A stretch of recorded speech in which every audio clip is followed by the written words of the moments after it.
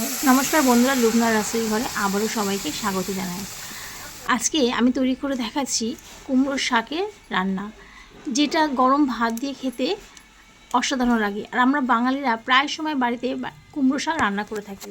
তো ঠিক সেরকমভাবেই আজকে আমি কুমড়ো শাক দিয়ে মুসুর ডালের রেসিপি নিয়ে আপনাদের সামনে হাজির হয়েছি।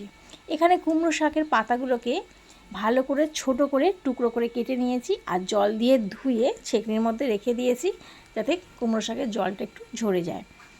যেহেতু শাক রান্নাতে প্রচুর পরিমাণে জল বেরিয়ে আসে। এখানে আমি মুসুর ডাল নিয়েছি 150 গ্রাম।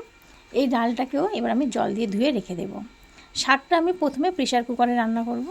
তার জন্য প্রেশার কুকারের মধ্যে দিয়ে দিলাম বেশ কিছুটা পরিমাণে জল, আর জলের মধ্যে দিয়ে দিলাম 1/2 চামচ হলুদের গুঁড়ো আর 1 চামচ লবণ। হলুদ আর লবণটা ভালো করে মিশিয়ে নেওয়ার পর এবার জল দিয়ে ধুয়ে রাখা মুসুর ডালটা দিয়ে দিলাম। সমস্ত মুসুর ডালটা প্রথমে জলের মধ্যে দিয়ে দিয়েছি, আর এখন আমি গ্যাসের ফ্লেমটা একদম বন্ধই রেখে দিয়েছি। তারপর ওই ডালের মধ্যে গ্যাসের ফ্লেমটাকে অন করে দিয়েছি, আর ডালটা একটু ফুটে আসার অপেক্ষা করব। যখন দেখবেন ডালটা এরকম ফুটে এসছে, তখন তার চামচের সাহায্যে খুব ভালো মতো একবার মিশিয়ে নেব। এবার কেটে ধুয়ে রাখা কুমড়ো শাকগুলো দিয়ে দেবো। তার আগে আমি দিয়ে দিলাম 5-6টা কাঁচা লঙ্কাকে আমি মাঝখান থেকে চিড়ে নিয়েছি, সেটা দিয়ে দিলাম। তারপর কুমড়ো শাকগুলো দিয়ে দিয়েছি। তারপর কুমড়ো শাকের ডান্ডিগুলো দিয়ে দিলাম। দিয়ে প্রেসার কুকারের ঢাকনাটা বন্ধ করে 2টো সিটি দিয়ে নেব। ভালো মতো 2টো সিটি দিয়ে নিয়েছি। তারপর সিটিটা একদম ঠান্ডা হয়ে গেলে প্রেসার কুকারটার ঢাকনাটা আমি খুলে দেখাচ্ছি। দেখুন কতটা সুন্দরভাবে ডাল আর শাকগুলোকে সিদ্ধ হয়ে গেছে। চামচের সাহায্যে খুব ভালো মতো একবার ডাল আর শাকগুলোকে মিশিয়ে নিচ্ছি। বুঝতেই পারছেন ডালটা একদম নরম হয়ে গেছে। প্রেসার কুকারে রান্না করলে খুব তাড়াতাড়ি এই রান্নাটা হয়ে যায়, সেজন্য আমি কুকারে সিদ্ধ করেছি। আপনারা কড়াইয়ের মধ্যে গ্যাসেও সিদ্ধ করে নিতে পারেন। তারপর জল দিয়ে আবারও ভালো করে একবার সব কিছু ভালো করে মিশিয়ে নেব। কুকারের ঢাকনাটা এবার উপর থেকে বন্ধ করে দিলাম, দিয়ে ভালো করে একবার আবার সব কিছু ফুটিয়ে নেব। জল দিয়ে শাকটা আর ডালটা ভালো করে ফুটিয়ে নিয়েছি। এবার আমি ফোড়ন দেব।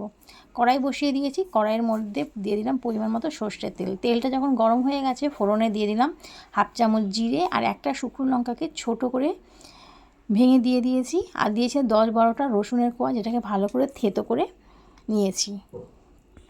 2-1 মিনিট ধরে ভালো করে নাড়াচাড়া করে নিলাম মিডিয়াম ফ্লেমে। রসুনটা যখন একটু ভাজা হয়ে এসছে, রসুন থেকে সুন্দর একটা গন্ধ ছেড়ে দিয়েছে, তখন তার মধ্যে দিয়ে দিলাম পেঁয়াজ কুচি। পেঁয়াজ কুচিটাকে দিয়ে আবারও ভালো করে মিশিয়ে নিচ্ছি। সব কিছু খুব ভালো করে মিশিয়ে নিয়েছি যতক্ষণ না পেঁয়াজের মধ্যে রঙটা পাল্টে আসে। পেঁয়াজের মধ্যে যখন গোল্ডেন ব্রাউন রঙ হতে শুরু করে দিয়েছে, তখন সিদ্ধ করে রাখা ডাল আর শাকটাকে দিয়ে দিলাম। দিয়ে সব কিছু খুব ভালো করে এবার আমি মিশিয়ে নেব। সব কিছু খুব ভালো করে মিশিয়ে নিয়েছি। আর রান্নাটা করতে করতেই বলছি, যদি আপনাদের এই রেসিপিটা ভালো লেগে থাকে, অবশ্যই চ্যানেলটাকে সাবস্ক্রাইব করবেন, পাশে থাকা বেল আইকনটি প্রেস করে নেবেন, লাইক কমেন্ট এবং শেয়ার করবেন, যাতে নিত্য নতুন রেসিপি সবার আগে নোটিফিকেশান আপনাদের কাছে পৌঁছে যায়। আরও একটু আমি লবণ দিয়ে দিলাম, আর উপর থেকে দিয়ে দিলাম ভাজা মশলা, যেটা আমি বাড়িতে তৈরি করে রেখে দিয়েছি, আর একটা কাঁচা লঙ্কাকেও ভেঙে উপর থেকে দিয়ে দিলাম জাস্ট ফ্লেভারের জন্য।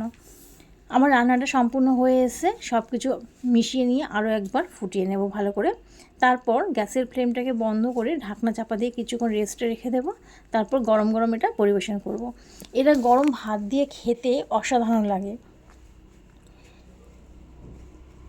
যারা ফেসবুক পেজ থেকে দেখছেন, আমার চ্যানেলটাকে ফলো করে নেবেন। আমি একটা বাটির মধ্যে এটাকে পরিবেশন করছি।